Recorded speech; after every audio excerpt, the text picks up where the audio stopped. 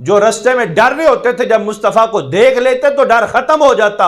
اور یہی تو کہا تھا امام نے، مصطفیٰ کے غلام نے، جب جنگلی درندہ سامنے آ گیا شیر تو آپ پریشانی ہوئے، فرمایا انا مولا رسول اللہ، اے جنگلی درندے تمہیں پتہ نہیں میں مصطفیٰ کا غلام ہوں، میں حضور کا غلام ہوں. وہی درندہ جس نے پہلے منہ کھولا ہوا تھا اب گردن بھی جھک گئی، دم بھی جھک گئی، آگے آگے چل کے رستہ بتانا شروع ہو گئے. جو مصطفیٰ کو دیکھ لیتے ان کا ڈر ختم ہو جاتا تھا. حضور رب کی جانب سے پیغام سنا کر ڈر سنایا کرتے تھے، لوگوں اگر میرے حکم نہیں مانو گے، میری اتباع نہیں کرو گے تو جہنم یہ معاملات ہوں گے. آگے فرمایا وداعیا الی اللہ باذنہ، اور ہم نے آپ کو داعی الی اللہ بنا کر بھیجا. داعی الی اللہ کا مطلب ہے رب کی طرف بلانے والا، رب کی طرف بلانے والا. اور یہ شان کس کی؟ مصطفیٰ کی. رب نے مصطفیٰ کو داعی الی اللہ بنا کر بھیجا. پیارے حبیب میرے بندوں کو میری جانب بلاؤ، میرے بندوں کو میری جانب بلاؤ. حضور لوگوں کو جمع کر کر کے رب کی طرف لا رہے ہیں، اور رب کہتا ہے وَلَوْ أَنَّهُمْ إِذْ ظَلَمُوا أَنفُسَهُمْ جَاءُوكَ.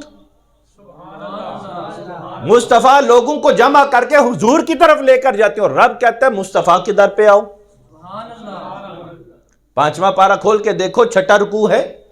رب ذوالجلال کہتا ہے اگر جانوں پر ظلم کر بیٹھو، گناہ کر لو، تو یہ نہیں کہا میری بارگاہ میں جا کر جھک جاؤ، میری بارگاہ میں سجدے کرو. وَلَوْ أَنَّهُمْ إِذْ ظَلَمُوا أَنفُسَهُمْ جَاءُوكَ، سونیا تیرے بوے تے آ جائیں. اب مصطفیٰ ہے داعی الی اللہ اور رب ہے داعی الی الرسول. مصطفیٰ لوگوں کو رب کی جانب لے کر جا رہے ہیں، اور رب بندوں کو مصطفیٰ کے در پر لے کر جا رہا ہے. وَدَاعِيًا إِلَى اللَّهِ بِإِذْنِهِ، یہ صرف ترجمہ کر کے آگے گزر رہا ہوں. اور آگے فرمایا وَسِرَاجًا مُنِيرًا، پیارے حبیب ہم نے تمہیں چمکتا ہوا چراغ بنا کر بھیجا. چمکتا ہوا چراغ بنا کر بھیجا. اور دوسری آیت میں چلیں، حالانکہ یہاں پر بڑی ساری وضاحتیں ہیں، لیکن چونکہ ٹائم مجھے بالکل بھی اجازت نہیں دے رہا کہ میں کسی چیز کو بھی چھیڑوں، ورنہ ایک ایک لفظ الحمدللہ فقیر ایک ایک لفظ کے اوپر پورا پورا جمعہ پڑھا سکتا ہے. رب ذوالجلال نے فرمایا سبحان الذی اسرا. قرآن کے 30 پارے ہیں. کتنے؟ قرآن کے کتنے پارے ہیں؟ الحمدللہ ہمارا عقیدہ 30 والا ہی ہے. جو 30 والے نہیں وہ یہ اور ہیں کوئی. ہمارا عقیدہ 30 والا ہی ہے، اور ہمیں یقین ہے اس پر، ہمیں یقین ہے ان 30 کے اوپر ہی. اور پورے ان 30 پاروں میں صرف ایک پارہ ہے جو لفظ سبحان سے شروع ہوتا ہے. احکام تو اور بھی قرآن میں بڑے، واقعات تو اور بھی قرآن میں بڑے. سورہ یوسف ساری کی ساری واقعات سے بھری پڑی ہے. سورہ انفال میں تو مصطفیٰ کی جنگیں بھی بتائی گئی ہیں، اور پھر سورہ احزاب میں تو اور بہت کچھ بتایا گیا، عورتوں کے معاملات بتائے گئے، سورۃ نساء میں معاملات بتائے گئے، اور لے پالکوں کے حوالے سے سورہ، یعنی بہت سارے تذکرے ہیں. لیکن جب مصطفیٰ کے معراج کا معاملہ ہے تو رب نے فرمایا سبحان اللہ. اور یہ کیوں کہا؟ اس لیے کہ یہ عرب کا ایک مقول تھا، معاملہ تھا، ان کا یہ ایک وتیرہ تھا. کوئی بھی کام انوکھا ہوتا نا تو وہ دیکھ کر کہتے سبحان اللہ.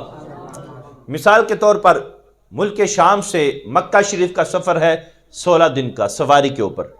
کتنا سفر ہے؟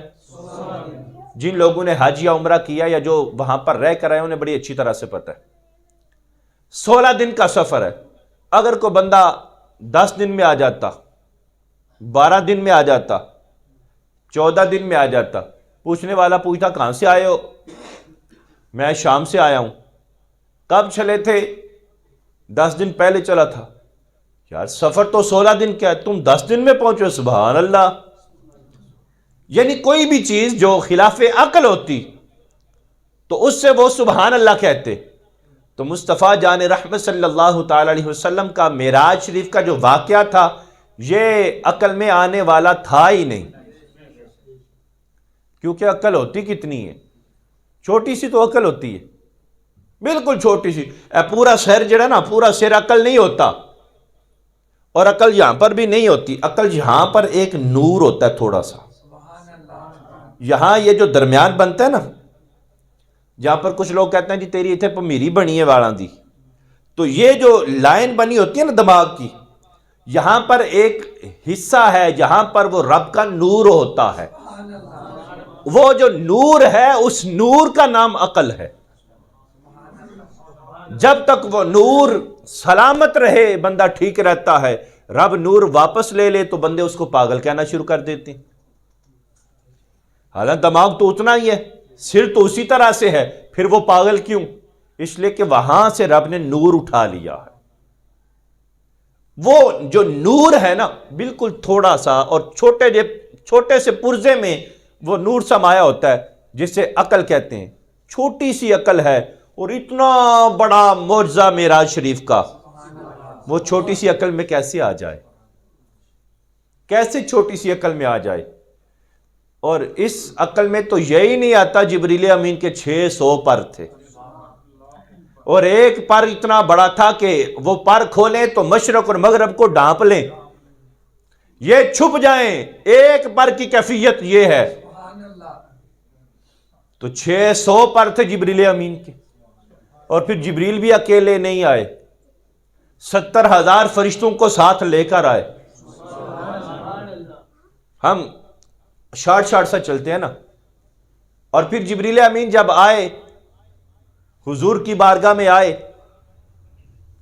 جب اندر چلے گئے، معاملہ تو اور ہے کہ دروازہ کھلا نہیں، پھر چھت کے اوپر چھوٹا سا سوراخ کیا، وہاں سے نور اندر آیا. اب وہ جبریل امین جو چھوٹے سے سوراخ سے اندر آ گئے، اب چھت پر سوراخ کیا. یہ حدیث میں ملتا ہے، یہ حدیث پاک میں ملتا ہے، اور بہت سارے علماء نے اس کو بیان بھی کیا ہے. تو جب جبریل امین میں چھت پر سوراخ کیا تو چھت میں سے مٹی نیچے نہیں گری،